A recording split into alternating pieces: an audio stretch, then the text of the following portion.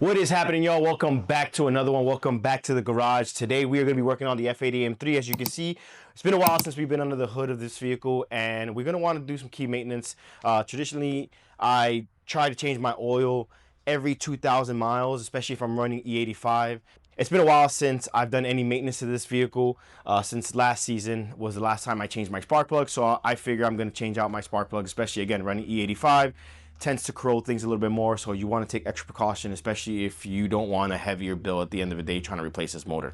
Like I said, this car is on hybrid turbos, does run E85 occasionally, and I do want to get it prepped for this season's track events. I do want to track this car more often, maybe do a little bit of roll racing events, but we'll see. That being said, let's get started.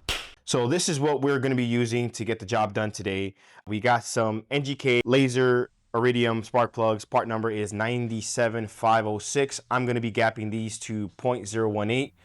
That's very aggressive if you're running higher horsepower. Traditionally speaking, if you're running E85, you're going to want to gap your plugs a little lower, a little tighter, just so they don't blow out from the extra boost. I'm going to be using this oil filter. You can go with this, you can go with OE. There's different manufacturers out there. They're all pretty much the same at the end of the day. I'm going to be using a 540 liquid Moly. This is my preferred oil. I've been using it for quite some time now. Does the job, and especially with this setup here, I do tend to run a little bit thicker of oil just to protect my turbos and protect my internals and keep the engine cool down. Obviously, you got the brake clean, the mighty brake clean, and I didn't talk about this much, but I will be changing out the coil plugs. I don't necessarily need to change it in my car. My car only has about 42,000 miles, but I'm going to do it anyway since I'm there. Got a good deal.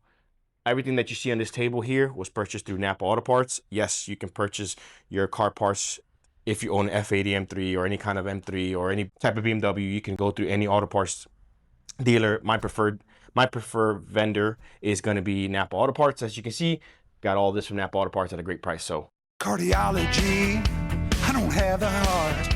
Pulmonary doctor, no cigar. I can't diagnose a simple cold or flu, but if your engine's got a cough, I know what to do. Give it 6 of these and wash it down with this. A new air filter ought to help it catch its breath. Now but know how.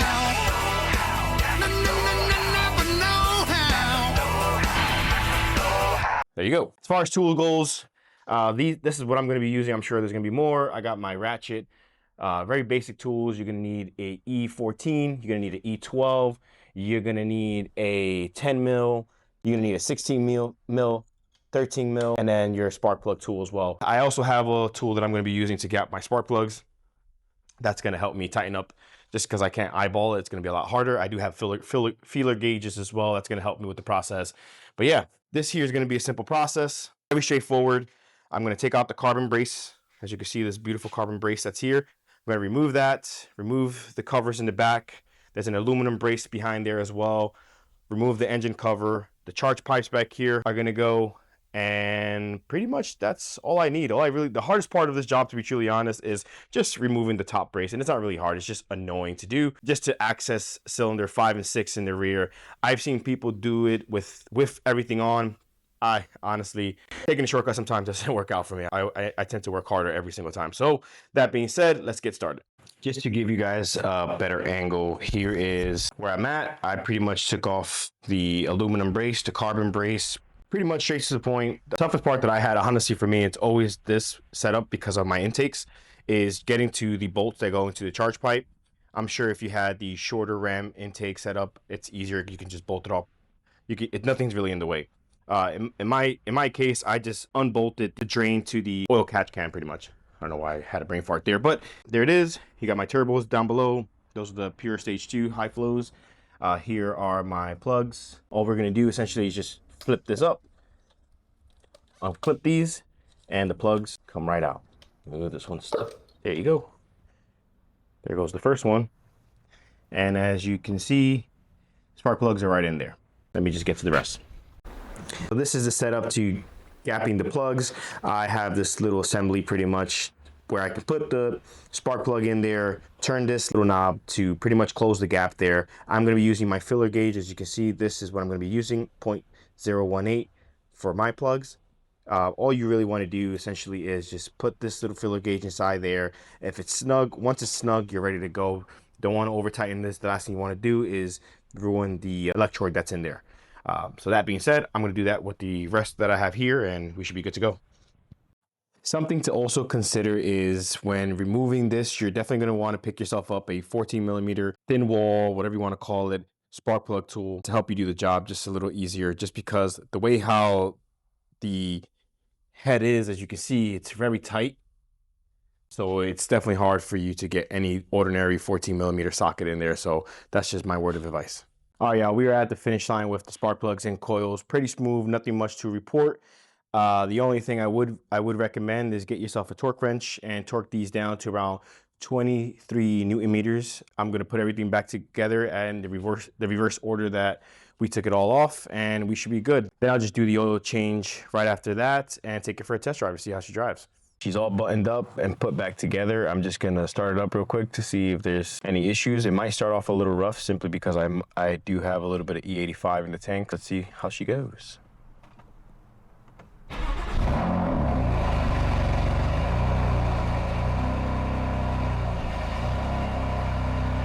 Not too bad. I do have the valves closed.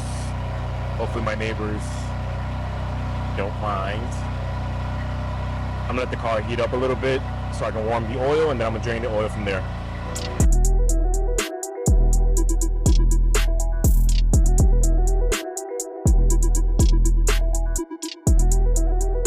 One thing to take note when looking at your parts as far as the oil filters go, make sure you get a little baggie that comes with 2 oil seals, and there is, as you can see, a washer for the drain bolt. So this job will be very simple. All you need really is a 17 millimeter socket to drain the oil. Let it drain for a little bit and let the car run for about 5 minutes just to get the engine a little hot so the oil drains a little quicker. The oil housing is here. All you gotta do is unscrew this, swap the oil filter, and obviously put in about 7 quarts of your choice of fluids. I went with the 540 Liqui Moly. Be my guess on whatever fluid floats your boat. All right, let's see if I can get this off without making a complete mess.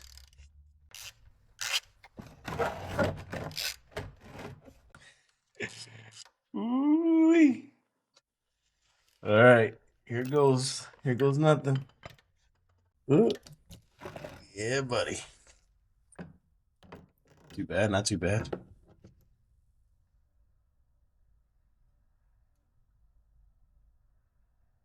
Oil doesn't look too bad. So the 2 oil seals that came with the oil filter is simply to replace the 2 O-rings that you see here. The green one on top, and then there's one in the bottom of the base. Just make sure you replace them in the same spot. Also make sure that this housing piece is seated correctly. I heard horror stories when people decide to take this off. This plays a huge role in your oil pressure, and I've heard of people blowing up their motors simply because they were missing this piece. So once you do that, slide the filter in, torque them down, and you're ready to go. Look at this. Look at this green deliciousness. Yes, sir.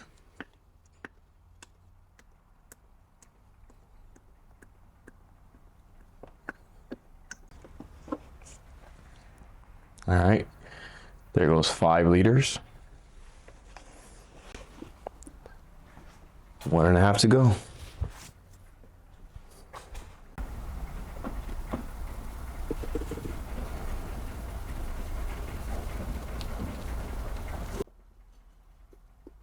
Most likely it's gonna take the whole thing, but I prefer not to overfill.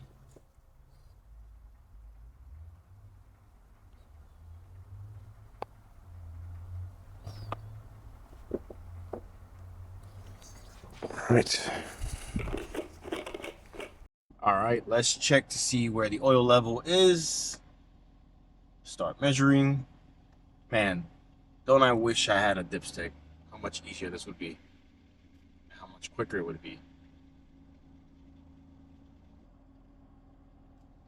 Well, there you have it. Right on the spot. So 6.5 it is. we'll take it for a drive and then check it again. I like to check it multiple times just to make sure that I'm not running low on oil. As you know, it's a BMW. They tend to burn oil. This one has been fantastic to me, so it hasn't burned oil on me. So we're all good.